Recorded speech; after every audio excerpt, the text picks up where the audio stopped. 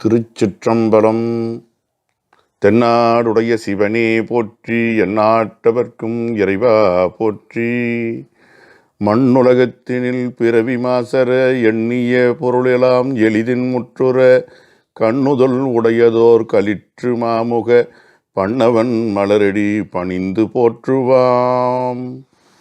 எத்திசையும் வானவர்கள் தொழ நின்றானை ஏரோர்ந்த பெம்மானை எம்மான் என்று பத்தனாய் பணிந்து அடியேன் தன்னை பொன்னால் பாமாலை பாடப் பயில்வித்தானை முத்தினை என் மணியை மாணிக்கத்தை முளைத்தெழுந்த செழும் பவளக் கொழுந்து ஒப்பானை சித்தனை என் திருமுதுகுன்று உடையான் தன்னை தீவினையேன் அறியாதே திகைத்தவாறே.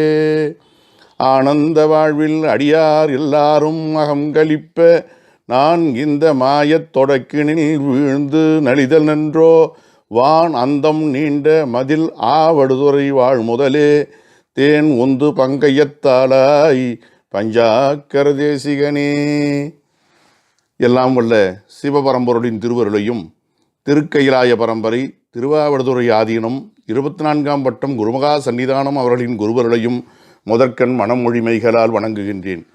குருமகா சன்னிதானங்களின் அருளாணையின் வண்ணம் இணைய வகுப்புகளை நெறிப்படுத்தும் தம்பிரான் சுவாமிகளின் திருவடிகளுக்கு என் பணிவான வணக்கத்தை உரித்தாக்குகின்றேன். சைவ சித்தாந்த இயக்குனர் ஐயா, ஆதீன புலவர் ஐயா முதலான பேராசிரியர் சான்றோர்கள், அடியனுக்கு தமிழ் கற்பித்த ஆசிரியப் பெரியோர்கள், இவ்வகுப்பினை பயன்கொள்ளும் சைவத் தமிழ் அன்பர்கள் ஆகிய யாவர்க்கும் என் பணிவான வணக்கத்தை தெரிவித்துக் கொள்கின்றேன். இன்றைய நன்னூல் வகுப்பு 9 எழுத்தியல் பகுதி 2.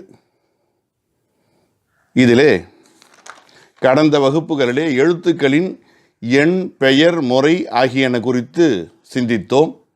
இன்றைய வகுப்பிலே பிறப்பு மற்றும் உருவம் ஆகியன குறித்து சிந்திக்க இருக்கின்றோம்.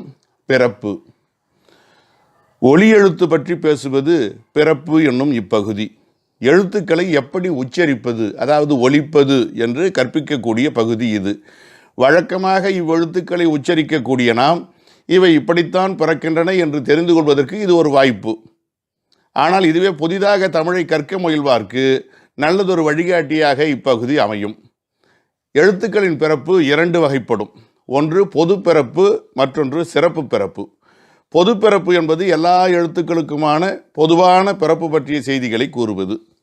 எழுத்து எங்கிருந்து பிறக்கிறது என்று தெரிவிக்கக்கூடிய இடப்பிறப்பு, எந்தெந்த உறுப்புகளின் செயல்பாட்டால் பிறக்கிறது என்று தெரிவிக்கக்கூடிய முயற்சி பிறப்பு ஆகியன குறித்து பொதுவாக விளக்குகின்ற காரணத்தினாலே எழுத்துக்களின் பொது பிறப்பு என்று இந்த நூற்பா குறிப்பிடப்படுகின்றது.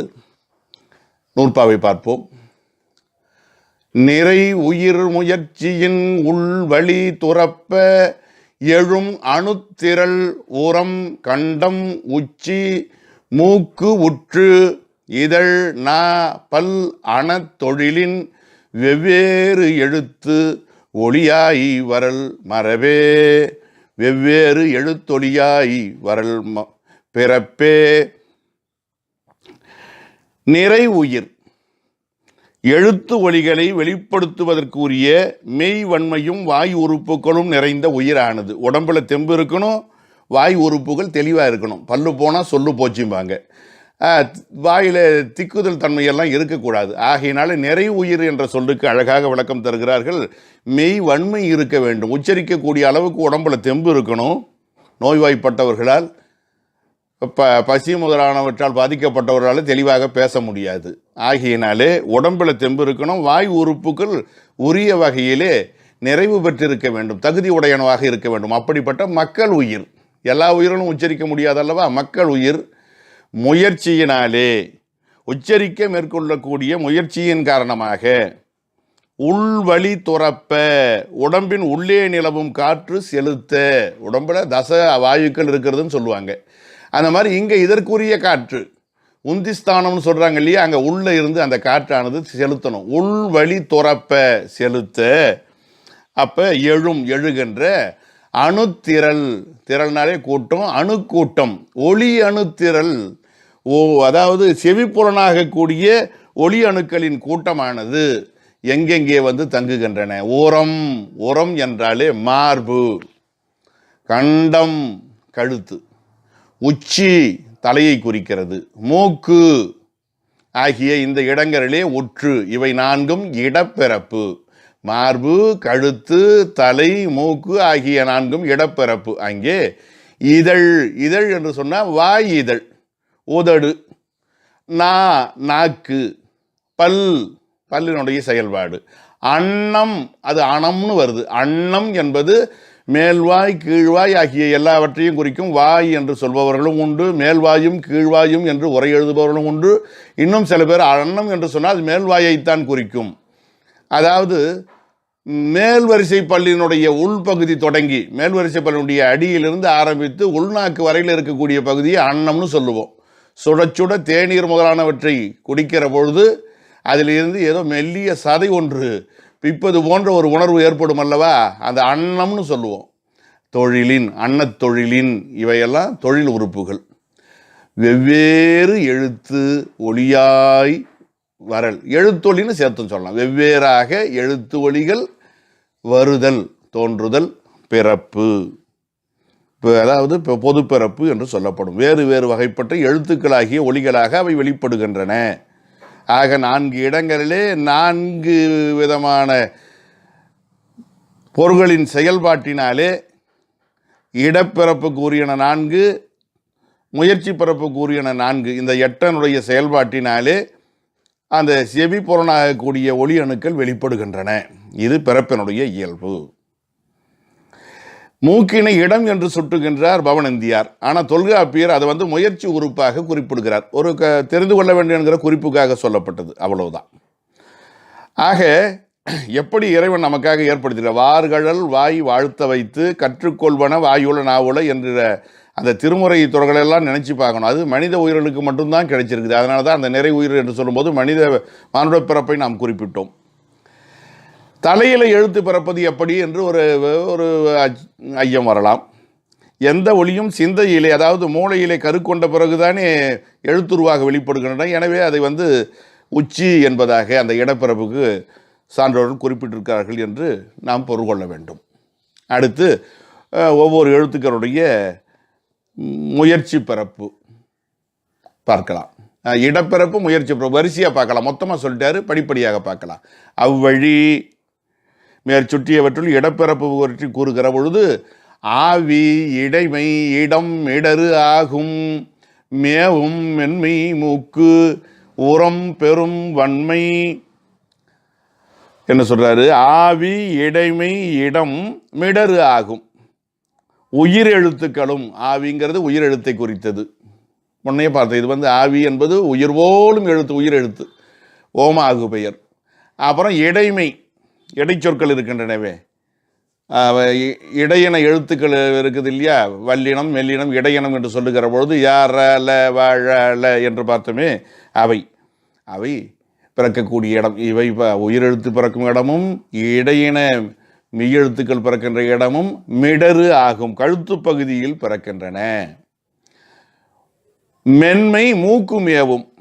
மெல்லினம் இருக்குது பாருங்க, ஞன நமன என்று சொல்லக்கூடிய அந்த மெல்லினம் மூக்கை இடமாக கொண்டு பிறக்கும். இடப்பிறப்பை பற்றி பேசுகிறார். உரம் பெறும் வன்மை, வன்மை ஓரம் பெறும். வன்மையை வல்லினமைகள் இருக்குதே கசட தவிர அவை மார்பை இடமாக கொண்டு பிறக்கும். அங்கே 4 இடங்கள் சொன்னார் அல்லவா, அந்த 4 இடங்களில் முதல் எழுத்துக்கள் எப்படி பிறக்கின்றன? முதல் எழுத்துனா நமக்கு தெரியும், உயிர் எழுத்தும் மெய் எழுத்தும். அதை தெளிவாக அந்த 4லும் இவை எப்படி பிறக்கின்றன என்று வகைப்படுத்தி குறிப்பிட்டிருக்கிறார். இப்போ அதாவது நம்ம பார்க்கலாம், அ, ஆ, இ என்று சொல்லுகிற பொழுது அந்த கழுத்திலே அதிர்வு உண்டாவதை நாம் உணரலாம். அதனால் ஆவி, இடைமைங்கிறது சரியாக இருக்கும். யரல, வழல, அது இர், இல் என்று சொல்லுகிற பொழுது அந்த தொண்டை பகுதியிலே, கழுத்து பகுதியிலே ஒரு அதிர்வு ஏற்படும். அதே மாதிரி ஞன நமன மூக்கு வழியாக அவை இங்கு, இன்னு என்று சொல்லுகிற பொழுது மூக்கு வழியாக அவை உச்சரிக்கப்படுவதை, வெளிப்படுவதை நாம் உணர முடியும். அதே மாதிரி இக்கு, இச்சு, இட்டு என்பன அடிவயிற்றிலிருந்து ஒரு காற்று கிளம்புவதை போன்ற உணர்வை உணரலாம். அது மார்பிலிருந்து அந்த அதிர்வு உண்டாவதை உணர முடியும். ஆகையினால இப்படி அதனுடைய பொருள் பொருத்தம் சிறப்பாக அமைகின்றது. இடையினம் என்பது வல்லினத்துக்கும் மெல்லினத்துக்கும் இடைப்பட்டது என்று சிலர் சொல்லுவார்கள். அதை விட உயிருக்கும் மெய்யுக்கும் இடைப்பட்டது என்பதற்கு இது ஒரு சான்று பாருங்க. ஆவி பிறக்கிற இடத்துல தான் இடையினமும் பிறக்கிறது. ஆகையினால அந்த கருத்து ஏற்புடையதுன்னு சொல்லலாம். வல்லினமெய்கள் தலையை இடமாக கொண்டு பிறக்கும் என்று சொல்லுகிறார் இலக்கண விளக்கம் வைத்தியநாத தேசிகர். அது அவருடைய கருத்து. இவர் மார்பை இடமாக கொண்டு பிறக்கும்னு இவர் சொல்றார். வடமொழியாளர்கள் இக்கு என்பது கழுத்தில் பிறக்கும் என்று சொல்லுகிறார்கள். அது கூடுதல் தகவல்கள் நாம் தெரிந்து கொள்வதற்காக. இந்த நூற்பாவனுடைய அழகை பாருங்க. இது இலக்கியமா நினைச்சு பாருங்களேன். ஆவி மிடற்று இடத்திறது. ஆவி எங்க இருக்கு? மிடற்றில் தோன்றுகிறதுன்னு பார்த்தோம். நாம சொல்லுவோம் பாருங்க, இந்த கழுத்து பகுதி தென்னார்காடு மாவட்டத்தில் ஊட்டி என்று சொல்வார்கள். கழுத்தை பிடிச்சி அழுத்தும் சில பகுதிகளில் சங்கும்பாங்க. இங்கே ஊட்டினவங்க எடை ஊட்டியை பிடிச்சி அழுத்தாத உயிர் போயிட போகுது. அப்போ பாருங்க, கழுத்தில் உயிர், கழுத்துக்கும் உயிருக்குமான நெருக்கமான தொடர்பு இருப்பதை ஆவி மிடற்றில் இருக்கிறது. மிடறு பாதிக்கப்படுகிற பொழுது ஆவி பாதிக்கப்படும் அப்படிங்கிற ஒரு உணர்வு ஏற்படுது பாருங்க. மூக்கு மென்மை மேவும். மூக்கு பார்த்தீங்கன்னா ரொம்ப மென்மையான பகுதி. அங்கே வெறும் மென்மையான எலும்பு தான் இருக்கும். சில்லி மூக்குன்பாங்க. அப்படி லேசாக எதனா ஒன்று இடிச்சிட்டாலே போதும், பொல பொலன்னு ரத்தம் வந்துடும். அவ்வளோ மென்மையானது. மூக்கு மென்மை மேவும். மார்பை பாருங்களேன், உரம்பெரும் வன்மை. இந்த குத்துச்சண்டை பயிற்சியாளர்லாம் அப்படி மணல் மூட்டையில் குத்துற மாதிரி மார்பில் குத்தி சண்டை போடுவான். அப்போ மார்பு எவ்வளவு வலிமை உடையதுன்னு பாருங்கள். இன்னும் கூட பார்த்தீங்கன்னா தெரியும், அகராதி கூட இதில் இருக்குது பாருங்களேன். உரம் என்பதற்கு என்னன்னு அகராதி பொருள் பார்த்தீங்கன்னா வன்மைன்னு வரும். உரன் என்னும் தோட்டியான் ஓரைந்தும் காப்பான் வரன் என்னும் வைப்பிற்கோர் வித்துன்னுவார் திருவள்ளுவர். உரம் என்பது உடல் வலிமை, மன வலிமை ஆகியவற்றை குறிக்கும். அங்கே பாருங்கள், உரம் வன்மை பெறும், வன்மை என்கிற பொருளை பெறும் என்று கூட சிந்திக்க வாய்ப்பு இருக்கிறது. இப்படி இந்த நூற்பா இடப்பிறப்பை மட்டுமல்லாமல் இன்ன பிற சிந்தனைகளும் ஒரு இலக்கிய நோக்கில் கூட சுவைபட ஒரு பொருள் தருமாறு அமைந்திருக்கிறது. அடுத்து முறையே உயிரெழுத்துக்கள் மெய்யெழுத்துக்கள் ஆகியன முயற்சி பிறப்பிலே என படிப்படியாக சொன்னோம்ல. இடப்பிறப்பை சொல்லி முடிச்சாச்சு 30க்கும், அதாவது உயிர் 12 மெய் 18க்கும். இனிமேல் முயற்சி பிறப்பை வரிசையாக சொல்ல வேண்டும். அப்போ உயிர் எழுத்துக்களை வரிசையாக சொல்ல ஆரம்பிக்கிறார். முதல்ல அ ஆ, முதல் எழுத்துக்களின் முயற்சி பிறப்பு உயிரெழுத்துக்கள். அவற்றுள் எது மேற்சுற்றிய ஆவி, இடமை, மென்மை, வன்மை ஆகிய அந்த 4 வகையில் முயற்சியுள் முயற்சி பிறப்பின் அடிப்படையில் நோக்குகின்ற போது அ ஆ அங்காப்பு உடைய, அ ஆ ஆகிய இரண்டும் அங்காப்பு உடைய வாய் திறத்தலை, அன்னத்தின் தொழிலாகிய வாய் திறத்தலை தமக்கு தொழிலாக உடையன. வாயை திறந்தாதான் அது பிறக்கும். ஆ ஆ அங்காப்பு அல்லது அங்காத்தல் என்ற சொல்லுக்கு வாய் திறத்தல்னு அர்த்தம். ஆ காட்டு மாத்திரை போடுறதுக்கு சொல்கிறாங்க இல்லையா, ஆ ஆத்தர என்று சொல்லுகிறோம் பாருங்கள். 11ஆம் திருமுறை கூட பார்த்தீங்கன்னா ஐயடிகள் காடவர் கோணருளிய க்ஷேத்திர திருவெண்பாவிலே வாய் பிளந்து இறந்து போதல் பற்றிய குறிப்பு, மாண்டுவாய் அங்காவா முன்னம் மட நெஞ்சே வேண்டுவாய். மாண்டு நம்ம உயிர் போய் வாய் அங்காவா, வாயை பொழந்துக்கிட்டான். சில பேர் சொல்லுவாங்க அவன் வாயை பொழந்துக்கிட்டான், இறந்து விட்டான் என்பதை ஒரு சாதாரண நிலையில் சொல்லுகிற பொழுது இப்படி வாயை பொழந்துட்டான்னு சொல்கிறது ஒரு வழக்கம் உண்டு. வாய் அங்காத்தல், வாய் பிளத்தல். அப்பா வாய் ஆ அங்காப்பு உடைய, வாய் திறத்தலை தாங்கள் பிறப்பதற்கு சூழலாக உடையன. வாயை திறந்தால் பிறக்கக்கூடியது ஆ. அதனால தான் பார்த்தீங்கன்னா அகர முதல எழுத்தெல்லாம் என்று சொன்னார்கள். எல்லா எழுத்துக்களுக்கும் அகரமானது முதலில் இருக்கிறது என்று சொல்லி இடத்தின் அடிப்படையில் பொருள் செய்யக்கூடாது. அது அடிப்படையாக இருக்கிறது. வாயை திறந்தால் தான் எந்த எழுத்துமே பிறக்கும். அதுதான் அதனுடைய நுணுக்கம். அதுக்கு அடுத்தது இதை 3 குழுவாக அமைத்து கொண்டார், 12 எழுத்தையும். அதுக்கு அடுத்து ஒரு 5 எழுத்துக்களை ஒரு குழுவாக அமைத்து விளக்கம் கொடுக்கிறார். இ இ ஏ ஏ ஐ அங்காப்போடு, இந்த 5 உயிரொலிகளும் அங்காப்போடு வாய் திறத்தலோடு அன்பல் முதல் நா வெளிம்புற வருமே.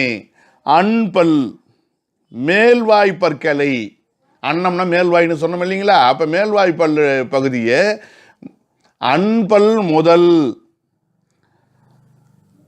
அன்பல்லை மேல்வாய்ப்பற்களை முதல் நா விளிம்பு எப்படி வச்சுக்கோ. முதல் நா என்று சொன்னால் அடினான்னு அர்த்தம். முதல்ல வருகிற நா என்று அர்த்தம் பண்ணக்கூடாது. அடினா. அன்பல் மேல்வாய்ப்பற்களை முதல் நா விளிம்பு அடிநாவின் ஓரமானது, விளிம்புன்னா ஓரம். முதல் நா என்பது நாக்கினுடைய அடிப்பகுதி, அதை முதல் நா என்பார்கள். நுனி நா முன்ன இருக்கிறது. நா விளிம்பு உர சென்று பொருந்த வரும், வரும்னா பிறப்பன ஆகும். வரும் என்றதும் உடனே நம்ம ஒருமை என்று கருத வேண்டியதில்லை. செய்யும் என்னும் வாய்பாடு என்று அதனை சொல்லுவார்கள். அது பிறகு வினையியலில் படிப்போம். அது ஒருமை பன்மை இரண்டுக்கும் பொருந்தக்கூடியது. அதனால் வருவன என்று நாம் பொருள் கொள்ளலாம். அடுத்தது உ உ ஓ ஓ ஔ இதழ் குவிவே. அடுத்த 5 எழுத்துக்கள் அது என்ன பண்ணுதுன்னு கேட்டால், அங்காத்தலோடு எல்லா இடத்துலையும் நம்ம சேர்த்துக்கணும். அங்காப்பு என்பது இப்போ எப்படி கடந்த நூற்பாவில் சேர்த்தோமோ அது மாதிரி இதழை சேர்த்து அங்காப்போடு வாய் திறத்தலோடு இதழ் குவிவே. இதழை குவித்து கூறும் முயற்சியால் பிறப்பன ஆகும். இந்த இதழ் குவிக்கிற ஒலிகள் குவித்து பார்த்தா உ ஊ ஓ ஓ ஔ உதடு குவியுது பாருங்க. இந்த 5 எழுத்து மட்டும் கிடையாது. மெய் எழுத்தில் பார்த்தீங்கன்னா இப்பு இம்மு இவ்வு. ஆக இது ஒரு 5, மெய் எழுத்தில் ஒரு 3, இந்த 8. இந்த 8 சார்ந்த உயிர்மெய் எழுத்துக்கள் இவையெல்லாம் சேர்ந்து வராத ஒரு வடிவம் ஒன்று உண்டு. அதை நிரோட்டகம்னு சொல்லுவாங்க. இதழ் குவியாத நிலை, அது ஒரு இலக்கிய வகையாக கருதப்படுகிறது. சிவப்பிரகாச சுவாமிகள் திருச்செந்தில் நிரோட்டக யமக அந்தாதி என்று ஒரு நூலை பாடியிருக்கிறார். அடியேனும் கூட மகிழம் முருகன் மீது நிரோட்டக யமக நவமணி மாலை பாடியுள்ளேன். அதில் ஒரு பாடல், ஏன்னா அந்த உதடு ஒட்டாதது எப்படி என்று தெரிந்து கொள்வதற்காக. சித்தனை ஆளத் தயங்கினை சேர்ந்த நின் சேயிழையார் சித்தனையான் எனச் சென்றடைந்தார் அச்சிகநகனே சித்தனையா இளன் சித்தனை செற்றனை சீரடியா சித்தனையா நளி நாக்கஞ்சற்றெண்கணி சேர்த்திலையே. கட்டளை கலித்துறையில் வர வேண்டும், மடக்கு அணியில் வர வேண்டும், உதடு ஒட்டக்கூடாது, அந்தாதியில் வர வேண்டும். பல விதிகள் இதற்கு இருக்கின்றன. ஆக அந்த ஒட்டும் என கருதினால் நமக்கு ஒரு ஐயம் வருதுன்னா மேல்வாய் கீழ்வாய்க்கு நடுவில் ஏதாவது ஒரு பொருளை வச்சுக்கிட்டு குச்சி மாதிரி வச்சுக்கிட்டு பாடணும். அந்தளவுக்கு எச்சரிக்கையாக இருக்கணும். ஒரு உதாரணத்துக்காக சொல்லப்பட்டது. ஆக இந்த 5 எழுத்துக்களும் இதழ் குவிவதால் பிறக்கக்கூடியன. இவை உயிர் எழுத்துக்கள் சார்ந்த முயற்சி பிறப்பு. அதுக்கடுத்து மெய்யெழுத்துக்களுக்கான இடப்பிறப்பை தெரிஞ்சுக்கிட்டோம். இனிமேல் முயற்சி பிறப்பை வரிசையாக தெரிஞ்சுக்க போகிறோம். பார்க்கலாம். மெய்யெழுத்துக்களை இக்கில் தொடங்கி வரிசையாக பார்த்துக்கிட்டே போவோம். கங்கவும் சஞவும் டனவும் முதல் இடை நுனினா அன்னம் உர முறை வருமே. 6 எழுத்துக்களுக்கு ஒரே நூற்பாவில் இலக்கணம் சொல்கிறார். சுருங்க சொல்லல். கங்க உயிர்மை எழுத்து வடிவத்தில் எழுதப்பட்டிருந்தாலும் அவை எப்போதும் அப்படித்தான் எழுதப்படும் இலக்கண நூல்களில். மெய்யெழுத்தாக நாம் கருதி கொள்ள வேண்டும். இக்கு இங்கு என்று எழுத முடியாது. ஆகையினாலே அவை அகரச்சாரியை பெற்று மெய்கள் அகரச்சாரியை பெறும் என்று நாம் படிக்க போகிறோம். பிறகு க ங என்று சொல்லப்பட்டாலும் இக்கு இங்கு என்று அர்த்தம் பண்ணிக்கணும். இக்கு இங்கு ஆகிய 2 மெய்யெழுத்து ஒலிகளும் முதல் நா முதல் அன்னம் ஊர, இந்த முதலையும் முதல் நா முதல் அன்னம் கொண்டு போய் சேர்க்கணும். ஒவ்வொன்றையும் முதல் இடை நுனி நா என்றும் முதல் இடை நுனி அன்னம் என்றும் சேர்த்து கொள்ள வேண்டும். இதை முறை வறுமைன்னு சொன்னதுனால இது முறை நிரல் நிறை அணி என்கிற அமைப்பிலே அமைந்திருக்கிறது. வரிசையாக 3 பொருட்களை சொல்லி அதனோடு தொடர்புடைய அடுத்ததை 3ஐயும் அதே மாதிரி வரிசையாக சொல்கிறது. எழுவாய் 3ஐயும் வரிசையாக சொல்லி அதற்குரிய பயனிலை 3ஐயும் வரிசையாக சொல்வதை போன்ற அமைப்பு உடையது. அப்போ இக்கு இங்கு ஆகிய 2 மெய்யெழுத்துக்களும் முதல் நானா அடிநான்னு ஒன்று சொன்னோம். அடினா அடி அன்னத்தை, அங்கே உள் அன்னம் இருக்குது பாருங்கள், உள்நாக்க ஒட்டின மாதிரி அந்த அன்னப்பகுதியை உராய்வதனாலே பொருந்துவதனாலே பிறக்கக்கூடியது. உராய்தல் வேண்டாம், பொருந்துதலை வச்சுக்கும். உரை என்றால் பொருந்த பிறக்கும். இக் இங் இக் உச்சரித்து பார்த்தா தெரியும். சக்கரம் சங்கு உச்சரித்து பார்த்தா தெரியும்.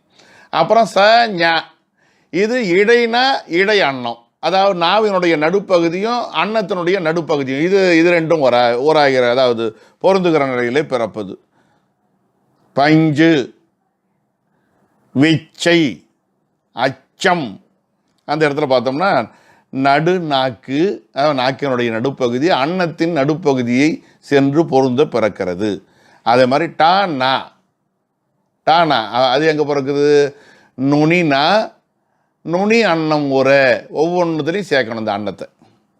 நுனினா நுனி அன்னத்தை பொருந்து போகும்போது இட்டு, பட்டு, அன்னம், கிண்ணம், வெந்நீர், திருநீரை சொல்கிற மாதிரி வெந்நீர், நாக்கை மடித்து சொல்லக்கூடிய சூழ்நிலை இருக்கும். டன்னகரம் என்று அதனை சொல்கிறது வழக்கம். டாவுக்கு அடுத்து வரதால டன்னகரம், இந்த 3 சுழினான்னு சொல்லுவாங்க. அப்படி சொல்வதை விட டன்னகரம் என்று சொல்வது சரி. அங்கே நாக்கு நன்றாக மடிந்து அது எண்ண அழுத்தி உச்சரிக்கப்பட வேண்டும். ஆகையினால ரொம்ப நுணுக்கமாக எழுதியிருக்கார். மற்றவங்களாம் என்ன பண்ணுவாங்க, முதல் இடை நுனி நா, முதல் இடை நுனி அன்னம் ஊரை என்று விரிவாக எழுதியிருப்பார்கள். இதையெல்லாம் கூட சுருக்கி சுருக்கி சுருக்கி இந்த முதல் இடை நுனி என்பது ஒரு தீவகம் மாதிரி, இது நாவுக்கும் பொருந்தும் அன்னத்துக்கும் பொருந்தும் அப்படிங்கிற மாதிரி கொண்டு போய் இயக்கும்படியாக மிகச் சுருக்கி எழுதியிருக்கிறார். இது ரொம்ப நுணுக்கமான சாமர்த்தியம்தான்.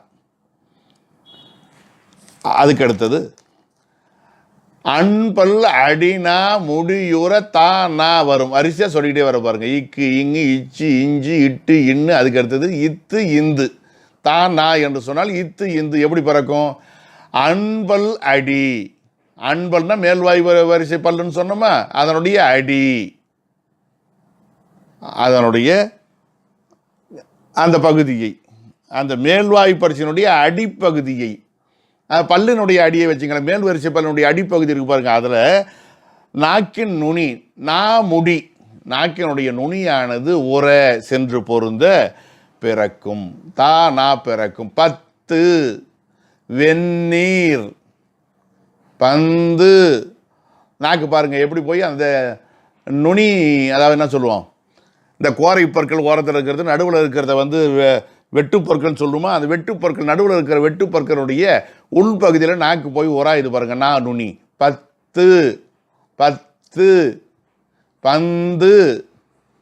உச்சரித்து பார்த்தா தெளிவாக புரியும் அந்த வார்த்தையை பாருங்களேன். அன்பல் அடினா முடிவிட்டா தானாக வரும். தா நான் வரும்னு ஒரு அர்த்தம், தானாக வரும். அந்த ஒரு மாதிரி அந்த அந்த ஒளி இன்னொரு சிந்தனையை எழுப்புகிறது நமக்கு. மீ கீழ் இதழ் உற பா மா பிறக்கும். மீ இதழ் கீழ் இதழ் ரெண்டையும் நம்ம கொண்டு கூட்டிக்கணும். மேல் இதழும் கீழ் இதழும், மேல் உதடும் கீழ் உதடும், உதடு கிடையாது உதடு பேச்சு வழக்கில் வந்துடுது. மேல் உதடும் கீழ் உதடும் உற தமக்குள் பொருந்த பா மா பிறக்கும். இப்பு இம்மு ஆகிய 2 மெய்யெழுத்து ஒலிகளும் பிறக்கும். அப்படி சொன்னாலும் கூட இந்த ரெண்டும் வந்து, அதாவது மூடி திறப்பதால் பகரம் பிறக்கும், திறந்து மூடுவதால் மகரம் பிறக்கும். அப்படி நம்ம கொண்டு கூட்டிக்கலாம் இல்லையா? மூடி திறப்பதால் பா, திறந்து மூடுறதுனால இப்புங்கிறது இப்பு, இப் மூடி திறக்கிறது, திறந்து மூடுறது இம்மு, இப்பு இம்மு பா. அது கொஞ்சம் ஒரு இடத்துக்கு ஒரு நுணுக்கம் இருக்கிற மாதிரி தெரியுது. அப்பா அம்மா என்று உச்சரித்தால் அதை உணரலாம். அண்ணனுக்கு எட்டாது தம்பிக்கு எட்டும் என்று விடுகதை போடுவார்கள், உதறு என்று விடை கூறுவார்கள். அண்ணனுக்கு எட்டாதுன்றதை விட அண்ணனுக்கு ஒட்டாதுன்னா உடனே கண்டுபிடிக்கலாம். ஆனால் அப்படி வைக்க மாட்டாங்க விடுகதை. இப்பு இம்மு கிட்டத்தட்ட இம்மு இப், இப்பும் உதறு மூடுறது தான். இருந்தாலும் அதை பாருங்கள். திருமறைக்காட்டிலே திருக்கதவம் திறக்கக்கூடிய சூழ்நிலை திருஞான சம்பந்தருடைய வேண்டுகோளை ஏற்று திருநாவுக்கரசர் பதிகம் பாடுறார். பண்ணின் நேர் மொழியால் உமை பங்காரோ, மண்ணினார் வளம் செய் மறைக்காடாரோ, கண்ணினால் உமை காண கதவினை திண்ணமாக திறந்து அருள் செய்மீனே. அதை வார்த்தையை பாருங்க. பண்ணினார் பா, பா கதவு திறக்குது பாருங்க. பா, அதுக்கு பான்னு ஆரம்பிக்கிறாங்களா? அதே மாதிரி திருநாவுக்கரசருடைய வேண்டுகோளை ஏற்று திருக்கதவம் மறுபடி மூடிக்கொள்ளும்படியாக திருஞான சம்பந்தர் பாடுற பதிகம் நினைவுக்கு வரலாம். சதுரம் மறைதான் துதி செய்து வணங்கும் மதுரம் பொழில் சூழ் மறைக்காட்டு உரை மைந்தா, இது நன்கு இறை வைத்து அருள் செய்க, எனக்கு உன் கதவம் திருக்காப்பு கொள்ளும் கருத்தாலே. சதுரம் மூடிக்க, கதவை மூடிக்கும்படியாக இருக்கு. பன்னினேர், அதாவது கதவு திறப்பதற்கு ஏற்ற மாதிரி பகரத்தை பயன்படுத்தியிருக்கிறார் அப்பர் பெருமான். கதவு மூடும்படியாக சதுரம் அந்த முதல் சொல்லில் பயன்படுத்தியிருக்காங்க பாருங்கள் பெரியவங்க. இதெல்லாம் எப்படி நுணுக்கமாக கண்டுபிடிச்சி, இதெல்லாம் பேராசிரியர்கள் பெரியவங்க சொல்கிற வார்த்தைகள். இப்படியெல்லாம் திறக்கவும் மூடவுமாக சான்றோர் செய்யுட்களில் அமைந்திருக்கக்கூடிய அழகை காண்க என்று சொல்வார்கள். இது நம்ம கண்டுபிடிப்புகளில் பெரியவங்க சொல்கிறது தான் வழக்கமாக சொற்பொழிவுகளில் அங்கே இங்கே கேட்ட இந்த குறிப்புகள். ரொம்ப நுணுக்கமான செய்தி. அதுக்கடுத்தது இய்யு யகர ஒற்று எப்படி பிறகு அடினா அடியணம் உர யா தோன்றும். இய்யு என்கிற யகர மெய்யானது அடினா நாவினுடைய அடிப்பகுதியை அடி அன்னம் பொருந்த தோன்றும். கிட்டத்தட்ட இக்கு இங்குக்கு படித்த மாதிரியே தான் இருக்குது. உடனே இதை சொல்கிறார் நம்ம ஐயா பாவலரேர் பாலசுந்தரன் சொல்லும்போது, ஐயா அங்கேயும் இதே தான் சொல்கிறீங்க, இங்கேயும் அதே தான் சொல்கிறீங்க, இது மயங்க வைத்தல் மாதிரி இருக்குது என்று அவர் கேட்கிறார். சரிதான், இருந்தாலும் கூட வேறு எப்படி அந்த எழுத்து பிறக்கிறத சொல்ல முடியும்? அடினா அடி அன்னம் உரை யா தோன்றும். இப்போ ஒரே இடத்துல இக்கு இங்கு பிறக்குதுனாலும் வேறுபாடு உண்டுன்னு பின்னால் சொல்ல போகிறார். எடுத்தல் படுத்தல் நலிதல் அந்த உச்சரிப்பு மாற்றத்துக்கு ஏற்ற மாதிரி, அதாவது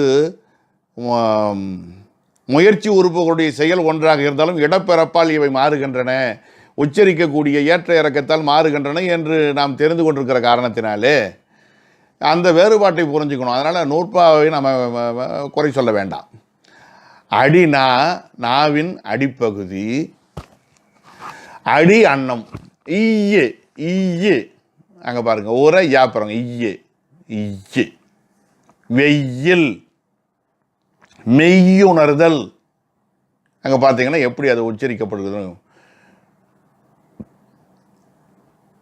மெய்யுணர்தல் சொல்லி பார்த்தீங்கன்னா தெரியும். ஆகையினால இப்படி யகரம் பிறக்கிறது.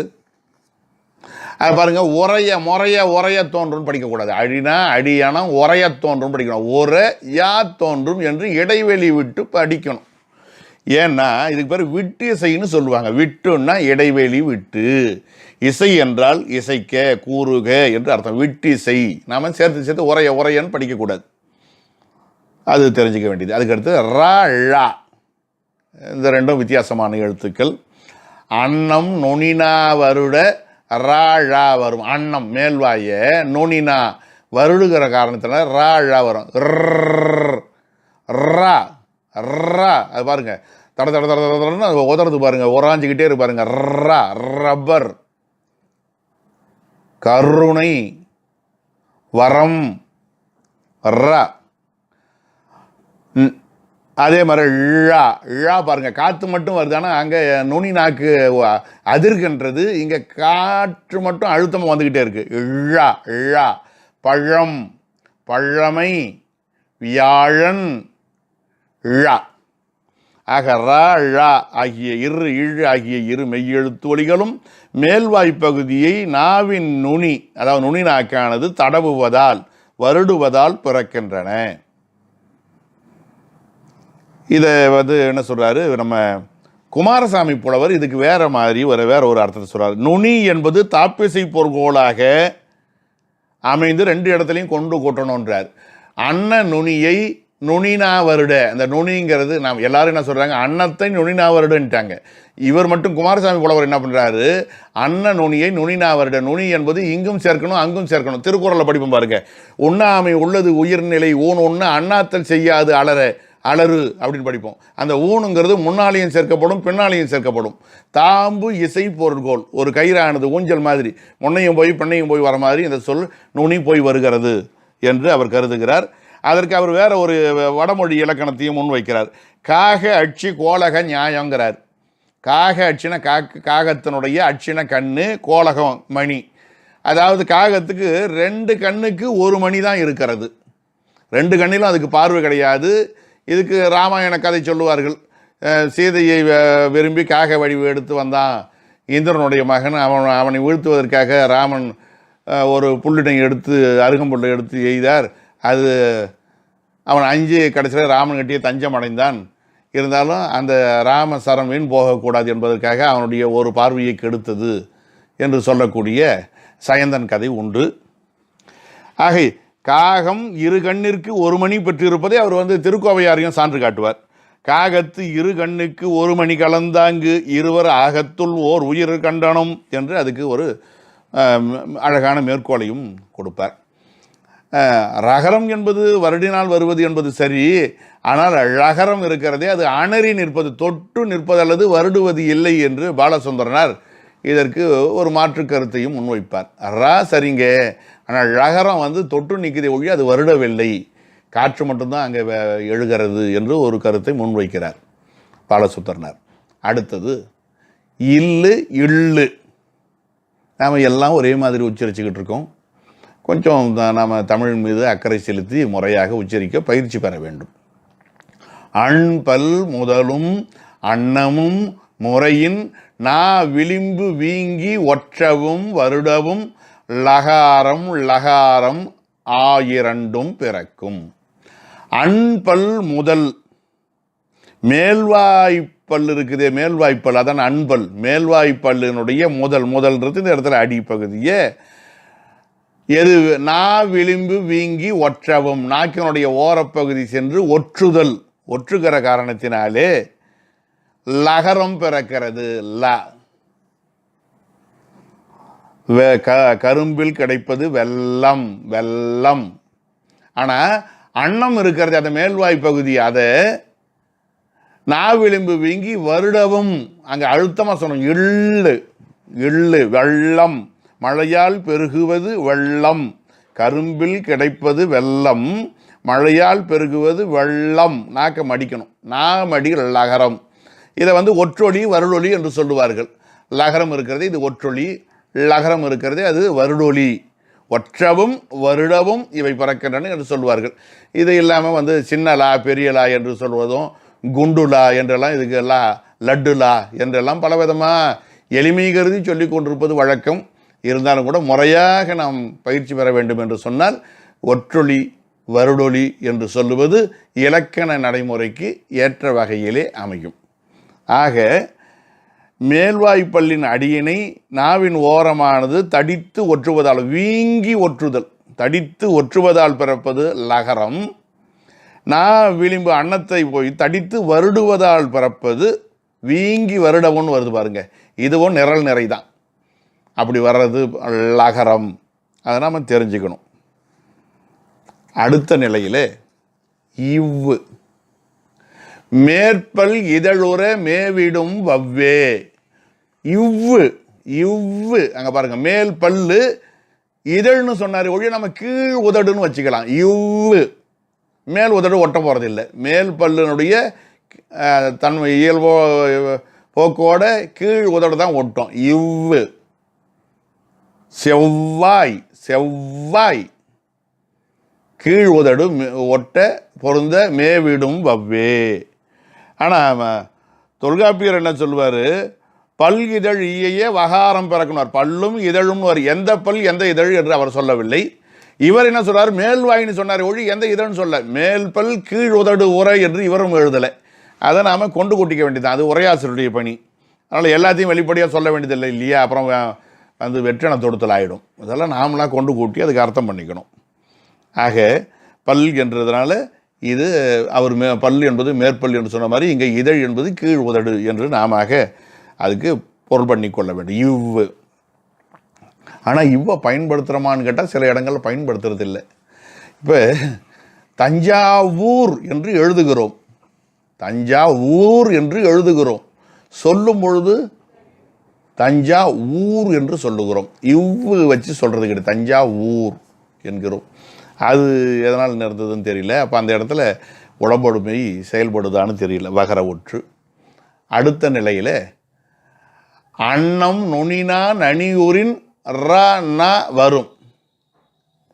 அன்னம் நுனி நா, அன்னத்தை நுனினா நனி ஊரின் மிகவும் பொருந்தினால், அந்த வார்த்தையை பாருங்கள், நன்றாக பொருந்தினால், மேல்வாயை நாக்கினுடைய நுனி நன்றாக பொருந்தினால், புற்று அன்னை, அன்னை பத்து, புற்று புற்றில்வாள் அறவும் அஞ்சேன் அச்சப்பத்து. பாருங்க, புற்று அன்னை.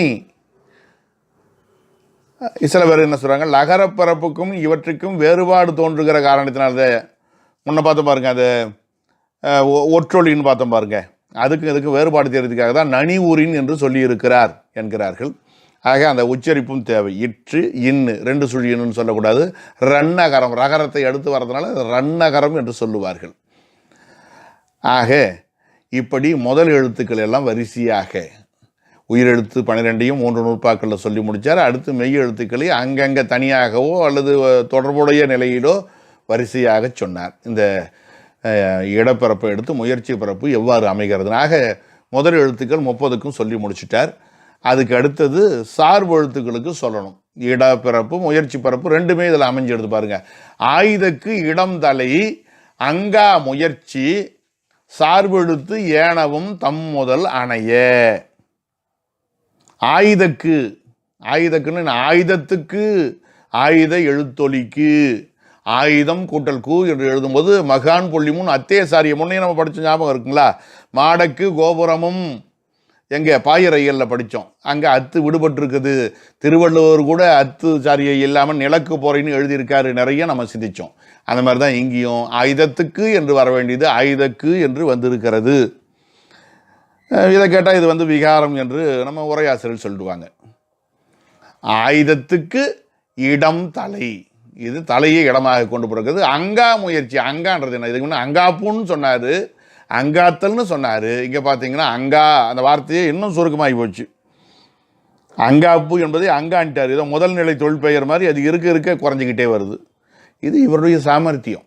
ரொம்ப சாமர்த்தியமானவர் பவனந்தி முனி. எவ்வளவுக்கு எவ்வளோ சுருக்கமாக எழுத்துக்களை கையாள முடியுமோ அவ்வளவுக்கு எவ்வளோ கையாளக்கூடிய சுருக்கமாக கையாளக்கூடிய சாமர்த்தியம் படைத்தவர் பவனந்தியார். ஏனவும் சார்பெழுத்து, ஏனவும்னா ஏனைய சார்பெழுத்துக்களும், தம் முதல் அணைய, தத்தம் முதல் எழுத்துக்களை ஒத்து விளங்கக்கூடிய அணையன அன்சாரியை அங்கே விடுபட்டுதுன்னு. அணைய என்று சொன்னால் இது ஏதோ பெயரைச்ச வடிவம்னு நினைக்காதீங்க. அணையன பலவின்பால் வினைமுற்று வடிவம் தான் இது. ஆனாலும் கூட அணையான அன்சாரியை விடுபட்டு வந்ததுன்னு சொல்லுவாங்க உரையாசிரியர்கள். ஆனால் இப்போ தொல்காப்பியரும் சரி இவரும் சரி தலையை 2 பேருமே சொல்லியிருக்காங்க. ஆனால் தொல்காப்பியர் எங்கேயுமே தலையாகி இடப்பிறப்பை பற்றிய குறிப்பை தரவில்லை. இவர் இங்கே தான் ஆயுதத்துக்கு இடம் தலைன்னு சொல்கிறார். இது எப்படி தலையை பிறக்கும்? நம்ம கூட சொன்னோம் அந்த சிந்தனை பிறக்கும் என்று தான் முன்ன பார்த்தோம். இவருக்கு ஏன் இந்த சிந்தனை தோன்றியது என்று கேட்டால், இளம்பூரணர் உரையில் இப்படி ஒரு குறிப்பு இருக்குது. தொல்காப்பியத்துக்கு உரை எழுதும்போது சார்பெழுத்து குறித்த தொல்காப்பிய நூற்பாவுக்கு உரை வரைந்த இளம்பூரணர் ஆயுதத்துக்கு குற்றெழுத்து சார்பாக இருக்கிறது என்றாலும் தலை வழியால் பிறத்தலின், தலைவலி கிடையாது, தலை வழியால், தலையிலிருந்து தோன்றும் காற்றினாலே பிறக்கிற காரணத்தினாலே உயிரோடு புணர்ந்த வல்லெழுத்து சார்பாகவே பிறக்கும் என கொள்க என்று அவர் சொல்றார். ஆக தலையிலிருந்து பிறக்கும் காற்றின் அடிப்படையிலே என்று இளம்பூரணர் ஒரு சிந்தனையில் எழுதியிருக்கிறார். நாம் முன்பே சொல்லியிருக்கிறோம், இது நன்னூல் என்பது இளம்பூரணத்தின் குழந்தை. இளம்பூரண உரையின் செய்யுள் வடிவம் கிட்டத்தட்ட அப்படி சொல்லலாம். ஆகையினால இவரும் அதையே அப்படி வழிமொழிந்திருக்கிறார். ஆனால் நச்சினார்க்கினியர் அதே தொல்காப்பிய சார்பெழுத்துக்கு உரை எழுதும்போது அவர் என்ன பண்ணுறாரு? ஆயுதம் தனக்கு பொருந்திய நெஞ்சு வழியாகிய, உடனே நீங்கள் தலைவலி மாதிரி இங்கே நெஞ்சு வலி என்னப்படாது, நெஞ்சு வழியாகிய, அதாவது மார்பிலிருந்து உண்டாகிற காற்று என்று அவர் அர்த்தம் பிறக்கும் என்று சொல்லியிருக்கார் நச்சினார்க்கினியர். உடனே பார்த்தார் இலக்கண விளக்கம் வைத்தியநாத தேசிகர். அவர் அதை அப்படியே தொடர்ந்து ஆயுதம் நெஞ்சு ஓசையின் அங்காந்து இயலும் என்று அவர் எழுதிவிட்டார். இவர் இளம்புராணத்தை பின்பற்றி ஆயுதத்துக்கு இடம் தலைங்கிறாரு, அவர் ஆயுதத்துக்கு இடம் நெஞ்சு என்று சொல்லுகிறார். அது நுட்பமான ஒளி. ஆயுதங்கிறது நுணுக்கமாக சொல்ல வேண்டியது. அது எப்படி உரையாசிரியர்களை சார்ந்து பிற்கால நூலாசிரியர்கள் தத்தம் நூற்பாக்களை இயற்றியிருக்கிறார்கள். அதுக்கு அடுத்தது பிறப்புக்கு புறநடை, எடுத்தல், படுத்தல், நலிதல், உழப்பின், திரிவும் தத்தமிழ் சிறிது உளவாகும். எழுத்து பழைய போயிடுச்சு, சிறிது ரீ வந்திருக்கணும்.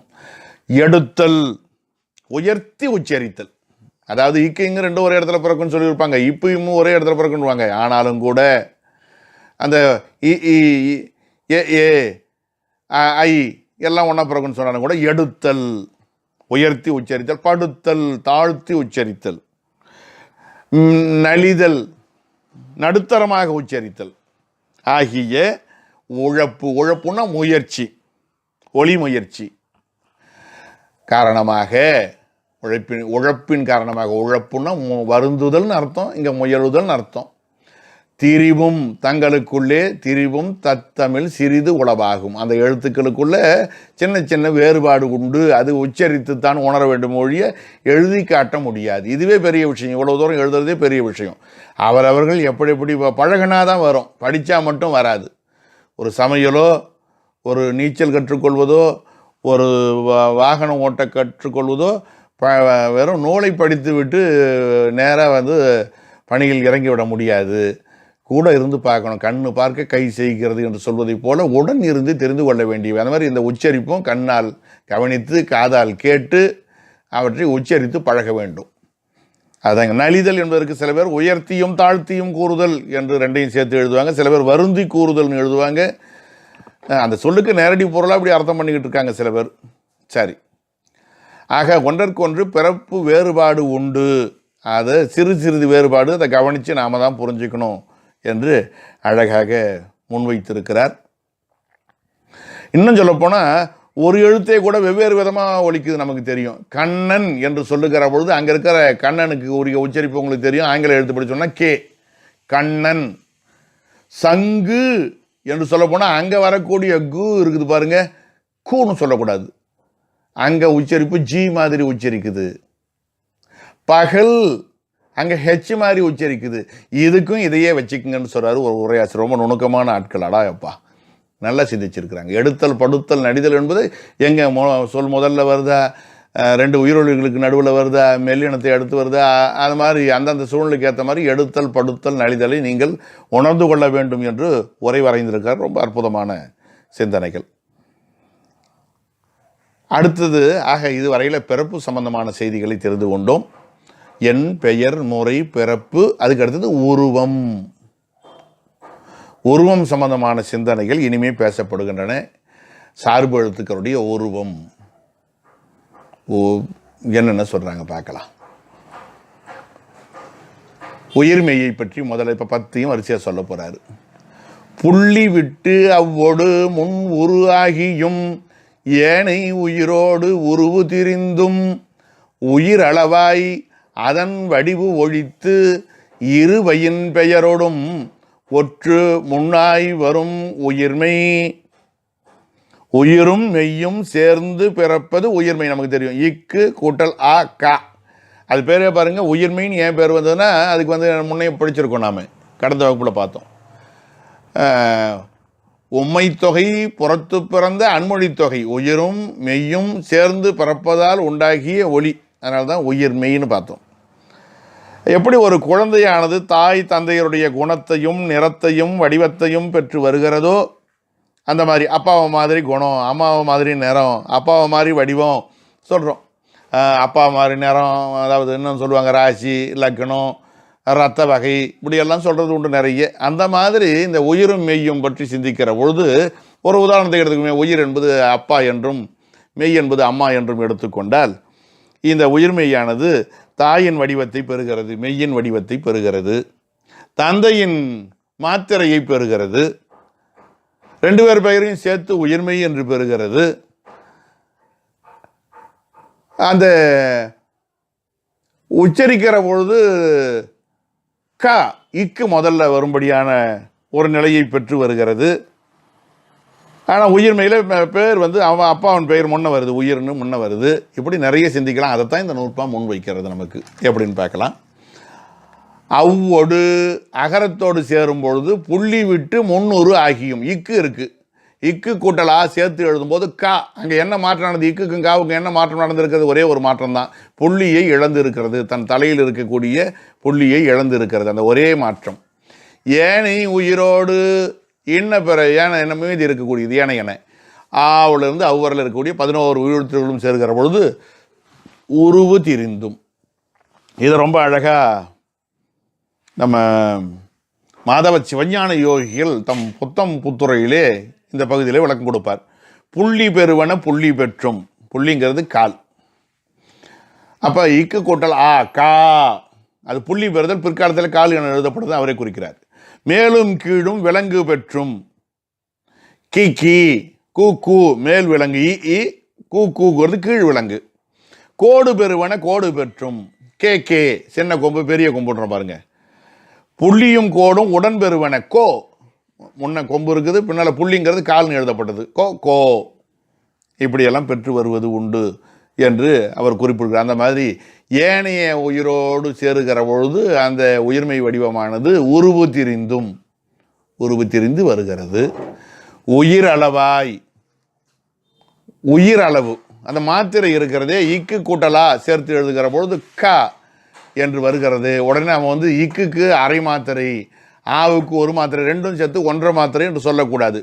உயிரின் மாத்திரையை மட்டுமே நாம் கணக்கிட வேண்டும், ஒற்றின் மாத்திரையை கணக்கிடக்கூடாது. எதுபோல ஒரு குவளை தண்ணீரிலே அரை குவளை உப்பை சேர்த்தோம் என்று சொன்னால் 1.5 குவளையாக இது ஆவதில்லை. அப்போது பெய்த உப்பே போல என்று உரையாசிரியர்கள் சொல்வார்கள். அந்த மாதிரி உயிரளவு மட்டும்தான் அங்கே கணக்கிடப்படும். அதன் வடிவொழித்து, எது உயிரின் வடிவத்தை விட்டு அங்கே மெய்யெழுத்தின் வடிவம் மட்டுமே ஏற்றுக்கொள்ளப்படுகிறது. உயிரெழுத்துக்கும் ஆவுக்கும் காவுக்கும் நெருங்கிய தொடர்பு இல்லை, ஆனால் இக்குக்கும் காவுக்கும் நெருங்கிய தொடர்பு இருக்கிறது. ஒழித்து இருவையின் பெயரோடும், உயிர் மெய் 2 பேருடைய பெயரையும் பெற்று ஒற்று முன்னாய் வரும். ஒழிக்கிற பொழுது ஒற்றொளி முன்னும் உயிரொளி பின்னுமாக வருவது உயிர்மெய். இன்னும் ஐகார சுழி இருக்கிறது, அவுகார சுழி இருக்கிறது. அதையும் நம்ம சேர்த்து அர்த்தம் புரிந்து கொள்ள வேண்டியது தான். இதில் இந்த கொம்பும் காலும் பெற்று அந்த லாவுக்கும் அவுகார சுழிக்கும் இடையிலே சில நுட்பம் சொல்லுகிறார்கள். இந்த கொம்பும் காலும் சமமாக இருந்த அந்த உயரம், கொம்பு போடுறோம், பக்கத்தில் அந்த கால் மாதிரி சேர்த்து வாங்குறோன்னு வச்சுக்கோங்க, அது ரெண்டும் சமமாக இருந்தாலா சொல்கிறீங்கன்னா வெள்ளம் பெரிய லான்றமே, அது பெரிய லா, அது ரெண்டும் சமமாக இருந்தால் லான்னு சொல்லணும். அதுவே அந்த கொம்பை விட அந்த கால் சற்று சிறிதாக இருந்தால் அது அவுகார சுழி என்று சொல்லப்படும் என்று சிலர் கருத்துரைக்கிறார்கள். இது மேலும் ஆராயத்தக்கது.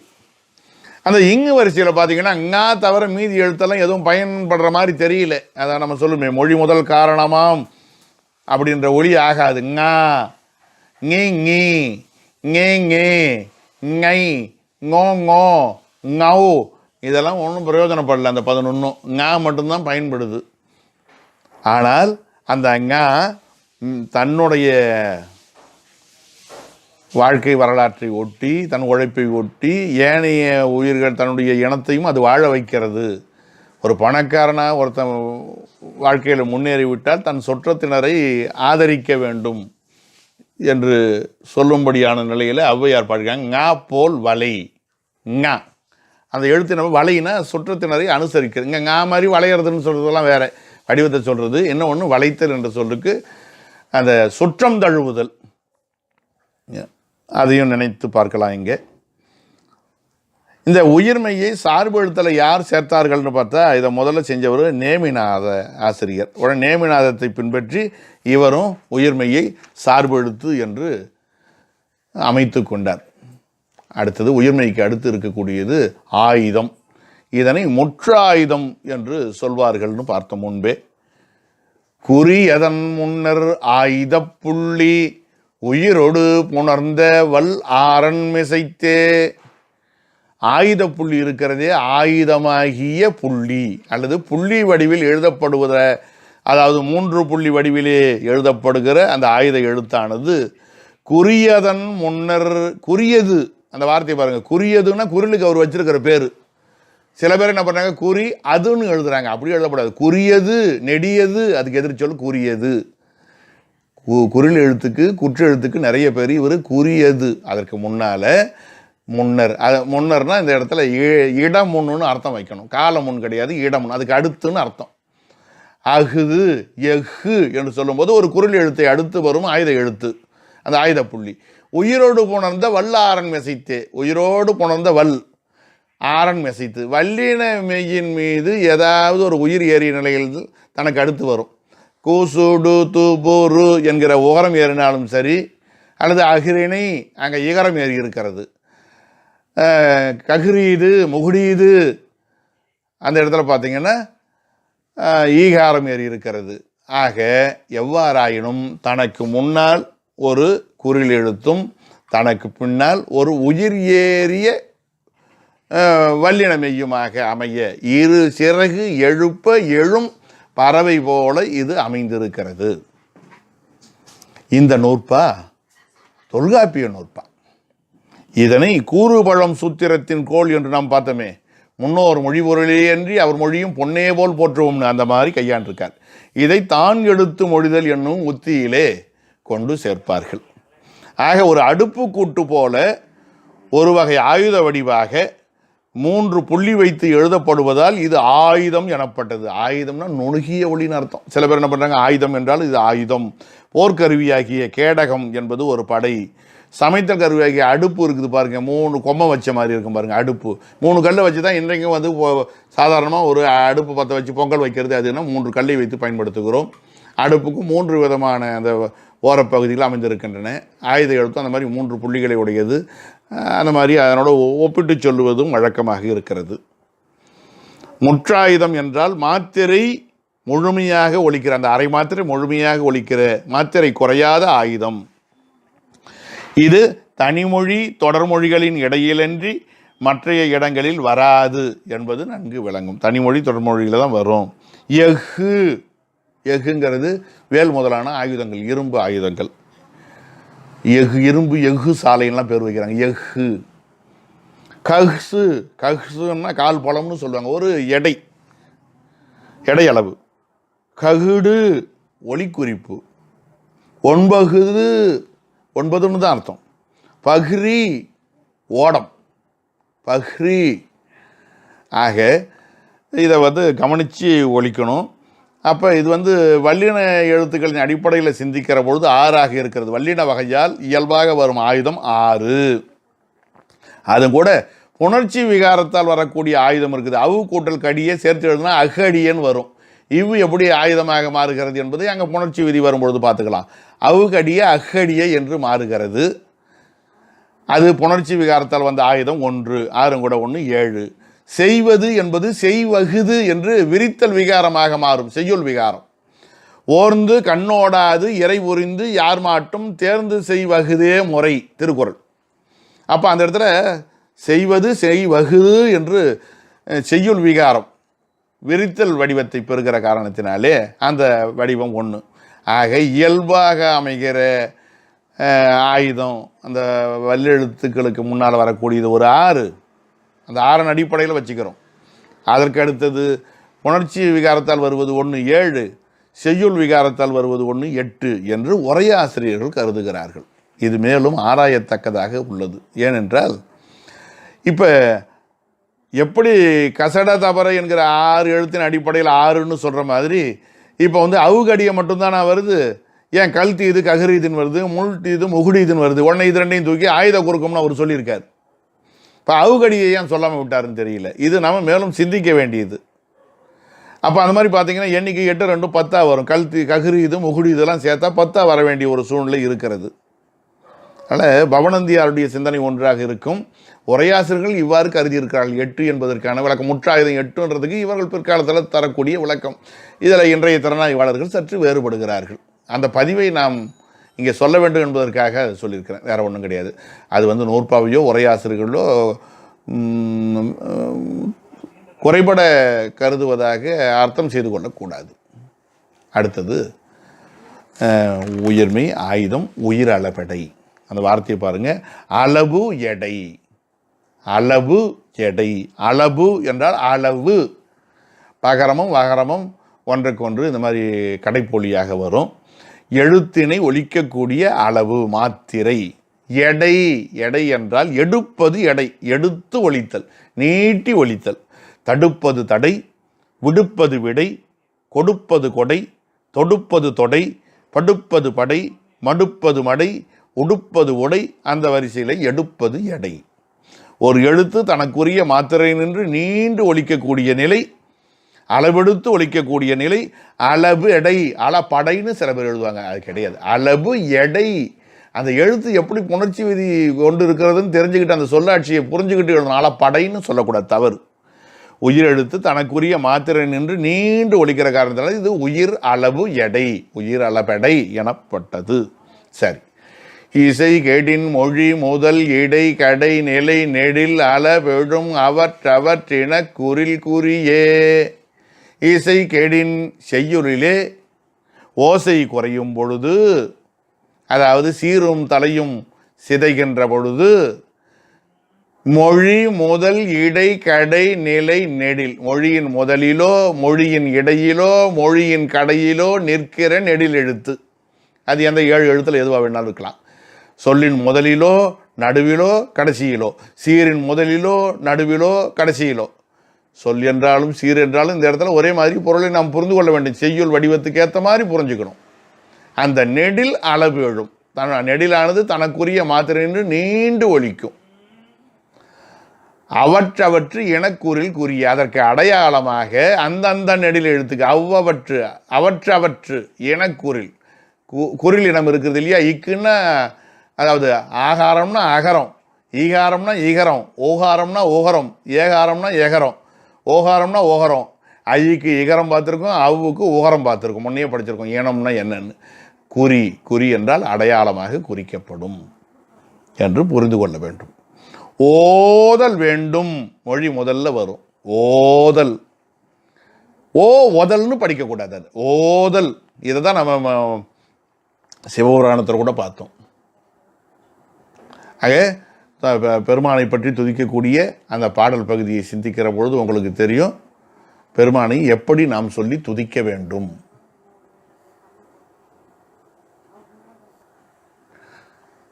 நமச்சிவாய வாழ்க. வா அழுக என்று சொல்லக்கூடாது. முதல்ல வகுப்பை நம்ம சிந்தித்தோம். நன்னூலை ஏன் பயில வேண்டும், இலக்கணம் ஏன் பயில வேண்டும் என்பதை சொல்லும்போதே சொன்னோம். இன்னும் ஒற்றொழிக்கும் அந்த மாதிரி வருது, அதை நம்ம அங்கே பார்க்கலாம். ஆக இங்கே சொல்லும்போது வா அழுக என்று சொல்லாதீர்கள், வாழ்க என்று நீட்டி ஒழிக்க வேண்டும். நிறைய இடங்கள்ல இந்த தப்பு நடக்குது. கெடுப்பதும் கெட்டார்க்கு சார்வாய் மற்றாங்க எடுப்பதும் எல்லாம் மொழின்னா கெடுப்பதும் என்றெல்லாம் சொல்லக்கூடாது. நீட்டி ஒழிக்கணும். 3 மாத்திரை அளவுக்கு ஒழிக்கணுன்றாங்க. அதை நம்ம புரிஞ்சுக்கிறது இல்லை. அதே மாதிரி மொழி இடையில உரார்க்கு ஒரு நோய் உரைப்பாய். திருக்குறள் தான். உரார்க்கு ரா நீட்டி சொல்லணும். ஒரா அர்க்குன்னு எழுதும்போது அப்படி இருக்கும். அது மாதிரி மொழி கடை நல்ல படா பறை. படா அந்த இடத்துல டாவுக்கு பதில் ஆ போட்டிருக்கோம். நம்ம மாத்திரையை நீட்டி ஒழிக்க வேண்டும். இது அதிகபட்சம் 4 மாத்திரை வரை நீளும். அதாவது 2 மாத்திரைக்குரியது 3 மாத்திரை நீளுவது என்பது ஒரு 90%. எங்கேயோ சிலது ஒரு 10% அளவு கணக்கு வச்சோம்னா 4 மாத்திரை அளவுக்கு நீளலாம். கடலை செராய் வாழிய நெஞ்சு திருக்குறள்லேயே இருக்குது. செராய் 4 மாத்திரை. செரா போட்டு அது மாதிரி 2 ஆ போடுற மாதிரி இருக்கும். செராய் வாழிய நெஞ்சு. இப்படி செய்யுளிலே இசை நிறைக்க வருகிற காரணத்தினாலே இசை நிறை அளபடை என்று இவை சொல்லப்படும். செய்யுளிலே இசை சார்ந்து வர்றதுனால செய்யுள் இசை அளபடை ரெண்டும் ஒன்று தான். செய்யுள் இசை அளபடை அல்லது இசை நிறை அளபடை என்று இவை கூறப்படும். அப்போ பார்த்தீங்கன்னா நெடில் எழுத்து 7 மொழி முதல் இடை கடை ஆகிய 3 இடத்திலும் அளவெடுக்கும் என்று கணக்கிட்டால் 3 × 7 21. ஆனால் அவற்றுள் அவுகாரம் மொழி முதல்ல மட்டும்தான் வரும். மொழி இடையிலோ மொழி இறுதியிலோ அவுகாரம் வராது. அதனால் அதை நீக்கிட்டோம்னா 21ல் 2 நீக்க 19 இருக்கிறது. ஆக 19 செய்யுள் இசை அளபடை அல்லது இசை நிறை அளபடை எண்ணிக்கை 19 உரையாசிரியர் தர குறிப்பு. செய்யுளிலே ஓசை கொன்றாத இடத்தும் இனிய ஓசை தருதல் பொருட்டு அளவெடுப்பது இன்னிசை அளபடை. கெடுப்பதும் கெட்டார்க்கு சார்வாய் மற்றாங்கே எடுப்பதும் எல்லாம் மழை. கெடுப்பதும் என்று போட்டாலும் அங்கே சீரும் தலையும் சிதையக்கூடிய வாய்ப்பு கிடையாது. இருந்தாலும் அந்த குரில் நெடிலாகி அளவெடுத்து நீண்டு ஒலிக்கிறது. இப்படி வரக்கூடியது இனிய இசையின் பொருட்டு அமைகிற காரணத்தால இன்னிசை அளபடை 1 என்று கணக்கிட்டிருக்கிறார்கள் சான்றோர்கள். அவ்வளவுதான். 19 கூட 1 கூட்டு 20. அப்புறம் பெயர் சொல் வினையச்ச வடிவம் பெற்று அந்த பொருண்மை தரக்கூடியது. நசை என்றால் விருப்பம், அது ஒரு பெயர் சொல். அது நசையி என்று விரும்பி என்று வினையச்ச பொருளை தருகிறது. உரன் நசையி உள்ளம் துணையாக சென்றார் வரல் நசையி இன்னும் உளேன். நானும் உச்சரிக்கிறதுக்காக சொன்னே ஒழிய புரிந்து கொள்வதற்காக சொன்னே ஒழிய அங்கே கூட நசையி என்று படிக்கிறது தவறு. நசை என்று அழுத்தி தான் உச்சரிக்கணும். ஐகாரத்தை அழுத்தி உச்சரிக்கணும். 3 மாத்திரையான்றதுக்காக தான் இகரம் போடப்படுதே ஒழிய நசை என்று சொல்லுதல் தவறு. புரிந்து கொள்வதற்காக முதல் முறையாக அது புரிய வைக்கிறதுக்காக அந்த எழுத்து வடிவம் எழுதி காட்டப்படாத காரணத்தினாலே நான் அந்த இகரம் இருப்பதற்கு அடையாளமாக உங்களுக்கு நசை என்று குறிப்பிட்டேன். நசை என்று அழுத்தி சொல்லணும், அவ்வளவுதான். ஆக இது மட்டும் கிடையாது. வலையி தழி என்று வரக்கூடியதெல்லாமும் இதில் அடங்கும். ஆக செய்யுள் அளபடை 19, இன்னிசை அளபடை 1, சொல்லிசை அளபடை 1. ஆக இகரம் வந்தால் சொல்லிசை என்று ஆசிரியர் பெருமக்கள் சுருக்கமாக வழி சொல்வது கூட உண்டு. பெரும்பாலும் உகரம் வந்தால் இன்னிசை, இதை தவிர பெற வந்தால் செய்யுளிசை அளபடை என்று மாணவர்களுக்கு ஏதாவது ஒரு சுருக்கமாக புரிந்து கொள்ளக்கூடிய உத்தியாக ஆசிரியர் பெருமக்கள் சிலர் சுட்டுவது உண்டு. அது பெரும்பாலும் சரியாகவும் இருக்கிறது.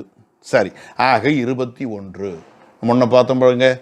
1,370 என்ப 369 எண்ணிக்கை பார்த்தோம் பாருங்க. அப்போ உயிரளபடை 73ன்னு சொல்லியிருப்பார் இல்லையா? அதுக்கு விளக்கத்தை நம்ம இங்கே புரிஞ்சுக்கணும். அதுக்காகத்தான் முற்றாயுதம் 8ன்னாரு அங்கே பார்த்தோம். இது உயிரளபடைக்கு இங்கே சொல்லப்பட்டது.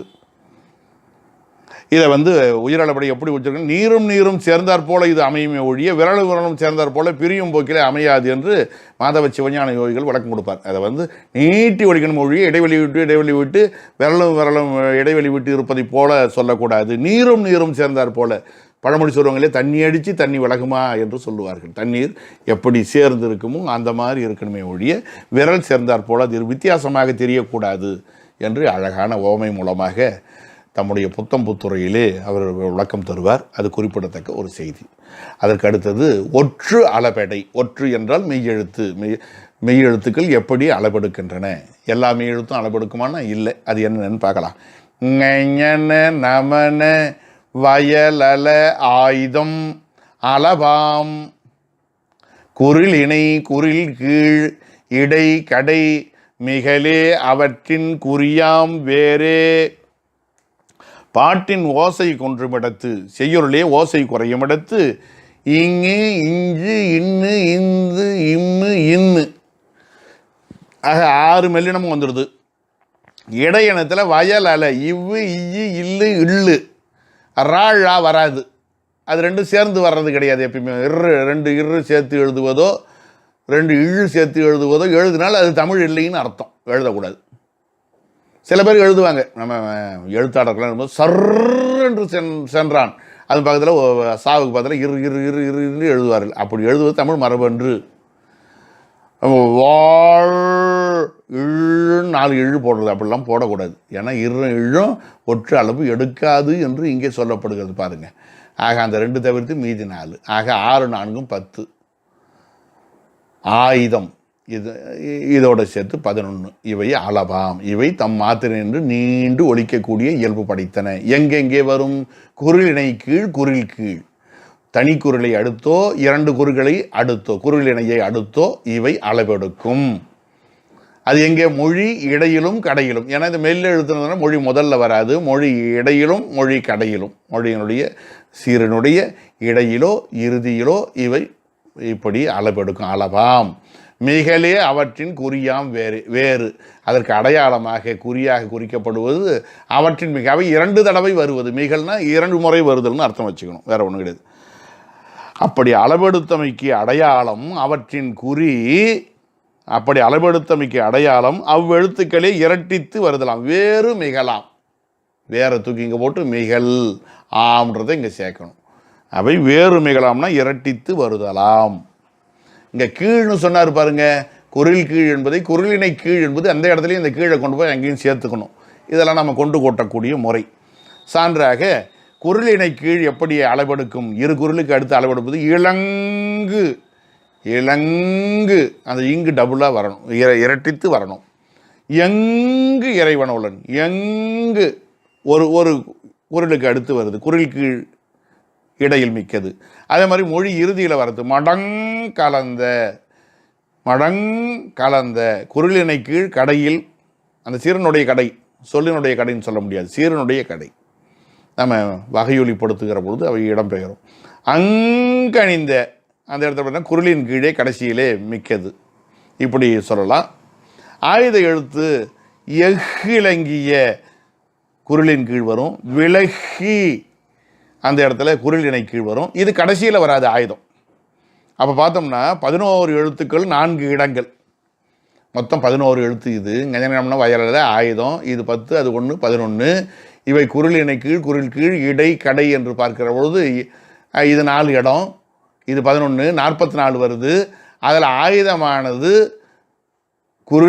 குரில் கீழாக இருந்தாலும் குரில் இணையின் கீழாக இருந்தாலும் கடைசியில் வராது. ஏன்னா 2 சிறகு எழுப்ப எழக்கூடியதுன்னு பார்த்தோம். அப்போ அந்த 2 இடத்த நீக்கினா 44ல் 2 நீக்க மீதி 42. ஆகையினால ஒற்று அளபடை என்பது 42 என்று குறிக்கப்பட்டது. ஞன நமன வயலல ஆயுதம் அளவாம் குறிணை குறிற்கீழ் இடைக்கடை மிகலே அவற்றின் குறியாம் வேறே. கடந்த நூற்பாவில் ஒரு நுணுக்கம் சொல்ல மறந்தாச்சு. அப்படி ஒரு பார்வை பார்த்துரும். அதை பாருங்களேன். இந்த ஓசையை பாருங்களேன். உயிரடப்படியில் தனதான தனதான தனதான தனதான தனதான தனதான தனதான தனதான அதை பாருங்களேன். இசைகேடின் மொழி முதல் இடைக்காடை நிலைநெடில் அளவெழும் அவற்றவற்று இனக்கூறில் கூறியே தனதான தனதான தனதான ஒரு செய்யுள் மாதிரி எழுதியிருக்காரு பாருங்கள். அது சொல்ல மறந்துட்டேன். எவ்வளோ அழகு. அது மாதிரி அது வந்து ஒற்றளப்படி இது எல்லாம் மொத்தமாக எழுதுன மாதிரி தெரியுது. நம்ம இடைவெளி விட்டு படிச்சிடணுங்க. என்ன நமனே வஜலலை அதான் மீண்டும் மீண்டும் நான் படிச்சுக்கிறதுக்கு காரணம் இதை தனித்தனி சீராக நீங்கள் புரிந்து கொள்ள வேண்டும் என்பதற்காகத்தான். அடுத்தது குற்றிய லிகரம். யகரம் வர குரல் ஊ திரி இகரமும் அசை சொல்மியாவின் இகரமும் குறிய 2 வகைப்பாடுகளை சொல்றாரு குற்றிய லிகரத்துக்கு. அந்த வார்த்தையை பாருங்க. குறுமை இயல் இகரம். இகரம் என்றால் இகர உயிரொலி. குறுமை இயல் குறுகி ஒலிக்கும் இயல்பினை தெரிவிக்கிறது. கூர்மை குறுகி ஒலித்தல் தன் மாத்திரையிலே குறைந்து ஒலிக்கிறது. தன் ஒரு மாத்திரை ஏகரத்துக்கு உரிய மாத்திரை 1 அது சில இடங்களில் செய்யுள்ள குறுகி வரும்னு சொல்கிறாங்க. அது எது எதுன்னு இங்கே சொல்கிறாங்க. அதான் விளக்கம். அது எங்கெங்கே குறுகி வரும்ன்றது இங்கே விளக்கம் இருக்கிறது. ஒரு மாத்திரை இருந்து குறுகி ஒலிக்கிறதுனால அது வந்து குற்றிய லிகரம் என்று அது சுட்டப்படுகின்றது. அதனால் உயிர் தன் அளவில் குறைந்ததா என்றால் இல்லை. நம்ம மூத்த உரையாளர்களாக சொல்லுவாங்க. சந்தனக்கோள் குறுகின இடத்தும் பிறப்பங்கோல் ஆகாது. இளம்பூரண முதலானவர் பார்த்தீங்கன்னா சந்தனக்கோள் குறுகின இடத்தும். சந்தனம் தேஞ்சு போச்சுனாலும் உடனே அது பரப்பங்கோல்னு சொல்லிட முடியுமா? கடுகு சிறுத்தாலும் காரம் குறையாது என்று சொல்ல உயிர் தான். உடனே அது மாத்திரை குறைஞ்சனால உடனே மெய்யின்னு சேர்த்துறாதீங்க என்று ரொம்ப நுணுக்கமாக விளக்கம் தருவார்கள். அந்த மாதிரி இங்கே பாருங்கள். குரல் ஊ குற்றிய லுகரம். இங்கே பேசுறது குற்றிய லிகரம். ஆனால் குற்றிய லுகரத்தை பற்றி சொல்கிறாரு. அப்படின்னா குற்றிய லுகரம் படித்த ஒரு படம் தான் இதை படிக்கணும் நாம். ஆனாலும் ஈ ஊ என்ற நெடுங்கணக்கு வரிசையில் பார்க்கும்போது உகரத்துக்கு முன்னால் இகரம் வர்றதுனால இது முன்னால் சொல்லப்பட்டிருக்கிறது. ஆனால் முறைப்படி படிக்கணும்னா குற்றிய லுகரத்தை படித்த ஒரு படம் தான் குற்றிய லிகரம் படிக்கணும். போகட்டும், பரவாயில்லை. யகரம் வர குரல் ஊ திரி இகரமும். குரல் ஊ ஒரு சொல்லினுடைய இறுதியிலே குற்றிய லுகரம் இருக்கிறது. யகரம் வருமொழி முதலிலே வருகிறது. இப்போ நாடு மொழி நிலைமொழியில் இருக்குது, உகரம் கடைசியாக இருக்குது. யாது பின்னால் வருமொழியில் வந்து யகரம் முதல்ல வந்து சேருது. நாடு யாது சேர்த்து எழுதுனா நாடி யாது. கொக்கு யாது கொக்கி யாது. அந்த உகரம் இகரமாக மாறிவிடும். யகரத்தை கண்டதும் வருமொழி முதலில் இருக்கக்கூடிய யகரத்தை கண்டதும் நிலைமொழி இறுதியில் இருக்கக்கூடிய குற்றிய லுகரம் குற்றிய லிகரமாக மாறும். உகரம் இகரமாகும். அந்த உகரமும் ஏற்கனவே குறுகி ஒலிக்குது. அது இகர வடிவைப்பு இருக்கிறது. ஏன்னா யாவும் ஈயும் நெருக்கமான தொடர்புடைய இல்லையா? அந்த இடப்பிறப்பு அடிப்படையில் பார்க்கணும் இல்லைங்களா? இ ஏ அவை பிறக்கிறத பார்த்தோம், யகரம் பிறக்கிறத பார்க்குறோம். அந்த அன்னத்தை ஒட்டின மாதிரி அடிநாக்கு பகுதி. அதனால அந்த ஒன்றோட ஒன்று என்ன சொல்லுவாங்க, இதனால் அது பாதிக்கப்படும், முன்னொலியால் பின்னொலி பாதிக்கப்படும், பின்னொலியால் முன்னொலி பாதிக்கப்படும் என்றெல்லாம் மொழிகளில் சொல்லுவாங்க. அந்த மாதிரி அடிப்படையில் அது வரும்பொழுது இது திரிகிறது. நாம் என்ன நகைச்சுவையாக சொல்லணும்னா வாத்து கூட்டல் யாருடையது? வாத்தியாருடையது. அதான் முட்டை போடுறது என்னப்படாது. ஆசிரியர் தப்பாக பையன் எழுதுகிறத பார்த்து அங்கங்கே சுழிச்சு வைக்கிறாரு. வாத்து யாருடையது? வாத்தியாருடையது. எவ்வளோ வருஷமாக ஞாபகம் வச்சுக்கிறதுக்காக சொன்னது. அசைச்சொல் மியாவின் இகரமும் குறிய. அசைச்சொல் மியா, மியான்னு ஒரு சொல் இருக்கு. மியா அதுக்கு ஒன்றும் பொருள் கிடையாது. நிறைய சொற்கள் இருக்குது நம்மக்கிட்ட. பொருள் தெரியாத சொற்கள் நிறைய நம்ம வச்சுக்கிட்டு இருக்கிறோம். அந்த மாதிரி வகையில் இதுவும் ஒன்று. அது இடையியல் வரும்போது பார்க்கலாம். மியா மியா இகரமும் குறிய. அதுக்கு சான்று சொல்லும்போது கேன்மியா சென்மியா ஆகிய 2 சொற்களைத்தான் எல்லா உரைகளும் குறிப்பிடுகின்றன. கேன்மியா சென்மியா. கேல் கூட்டல் மியா அவங்க சொல்கிறது. கேல் என்பது கேன் என்று மாறும். வருமொழி முதல்ல மெல்லினம் வந்தால் அந்த லகரம் இருக்கிறதே, நாம் அடித்து சொல்லக்கூடிய நகரம் நாம் அடித்து சொல்லக்கூடிய நகரமாக மாறும். பெரியலா பெரிய இன்னா மாறும். நம்ம நடையில் சொல்லணும்னா கேன்மியா. அது மாதிரி செல்மியா சென்மியா என்று மாறும். லல மெலி மேவின் நனவும் என்று பிறகு நாம் இந்த நூற்பாவெல்லாம் படித்து அப்போ தெரிஞ்சுக்கலாம். அப்போ கேள்மியா கேன்மியா செல்மியா சென்மியா என்று மாறும் என்று சொல்லுகிறார்கள். ஆக இந்த குற்றியலுகரம் 36ன்னு பின்னால் படிக்க போகிறோம். அந்த குற்றியலுகரமெல்லாம் யகரம் வரும்பொழுது மாற்றம் அடைகிறதுன்னு சொல்கிறாரு. அப்போ அது ஒரு 36. இந்த அசைச்சொல் மியாவில் இருக்கக்கூடியது 1. ஆக மொத்தம் 37 என்று உரையாசிரியர்கள் முன்ன சொன்ன அந்த எண்ணிக்கை பார்த்தேன் இல்லையா, சார்பெழுத்து எண்ணிக்கை குற்றியலுகரம் 37ன்னு 37ன்னு சொன்னார் பாருங்க. அந்த விரி சார்பெழுத்தின் விரியை படிக்கிற பொழுது கடந்த வகுப்பில் அதுக்கான விளக்கமாக சொல்கிறாங்க. அந்த மியா என்பது இந்த மியாவை மட்டும் தான் கணக்கு வைக்கணும். நம்ம சேமியாவில் வர மியாவெல்லாம் கணக்கு வைக்கக்கூடாது. அங்கெல்லாம் ஏன் வரலக்கூடாது. அதே நேரத்தில் ஏன் சொல் கூட்டல் மியா சொன்மியான்னு சொல்லலாம், கொள் ஏற்றுக்கொள்ளுதல் கொள் கூட்டல் மியா கொன்மியான்னு சொல்லலாம்.